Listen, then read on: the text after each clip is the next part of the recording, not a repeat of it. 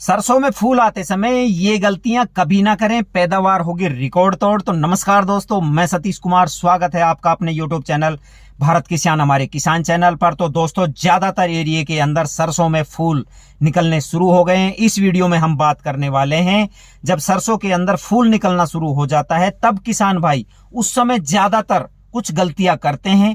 हमें कौन सी बातों का ध्यान रखना चाहिए जिससे सरसों में फल फूलों का विकास हम अधिक से अधिक करके अच्छी फलियां आए, फलियों में दानों का विकास भी बेहतर तरीके से हो, जिससे हमें सरसों की फसल भरपूर मात्रा के अंदर मिल सके, उन्नत खेती हम ले सकें। अगर आपको इस समय वो गलतियां की तो आपकी सरसों का उत्पादन जो है वो गिर जाएगा, आपकी उम्मीद के मुताबिक फसल नहीं ले पाएंगे। तो आज की वीडियो में आपको कंप्लीट जानकारी दी जाएगी कि कौन कौन सी वो गलतियां होती है, कौन सी गलती हमें नहीं करनी है जिससे हम अच्छी फसल ले पाए।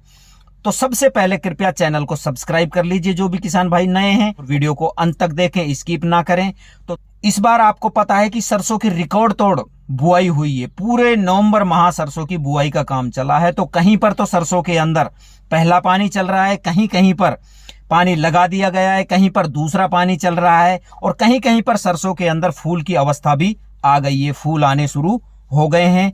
तो हमें सरसों के अंदर जब फूल आने शुरू हो जाते हैं तब हमें कौन कौन से काम करने चाहिए, अपनी फसल में क्या ध्यान रखना चाहिए। तो किसान भाइयों, उस समय आपको सिंचाई का एक तो बहुत ही विशेष ध्यान रखना चाहिए तथा इसमें उचित खाद प्रबंधन का भी ध्यान रखना है। तो सरसों के अंदर सिंचाई की बात करूं तो आमतौर पर 3 सिंचाई की आवश्यकता होती है। पहली सिंचाई अपन 25 से 30 दिन पर करते हैं, दूसरी सिंचाई जब फूल आते हैं तब करते हैं 70 दिन के लगभग, और 50 से 70 दिन पर दूसरी सिंचाई करते हैं, और तीसरी सिंचाई जब करते हैं जब इसके सरसों के फूल ढलने शुरू हो जाते हैं, फूल झड़ने शुरू हो जाते हैं, उस समय जब दाने का भराव होता है उस समय हम तीसरी सिंचाई करते हैं। तो दोस्तों, अगर आपकी सरसों में फूल निकलना शुरू हो चुके हैं तो आपको खेत के अंदर ध्यान देना है। अगर नमी है तो बिल्कुल भी सिंचाई ना करें। जब आपको लगे कि हमारी सरसों के अंदर 30 से 40% फूल आ गए हैं, फूल खिलने शुरू हो गए हैं, तब सिंचाई जरूर करें।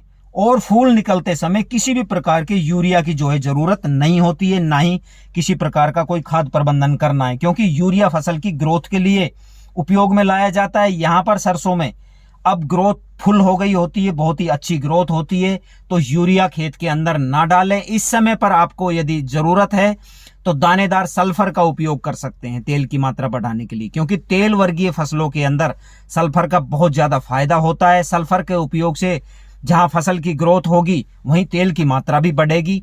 तो अपनी फसल के अंदर ये ध्यान आप रखेंगे तो आप सरसों की बहुत ही अच्छी पैदावार लेकर, उत्पादन आपके हाथ में है, उत्पादन हम बढ़ा सकते हैं।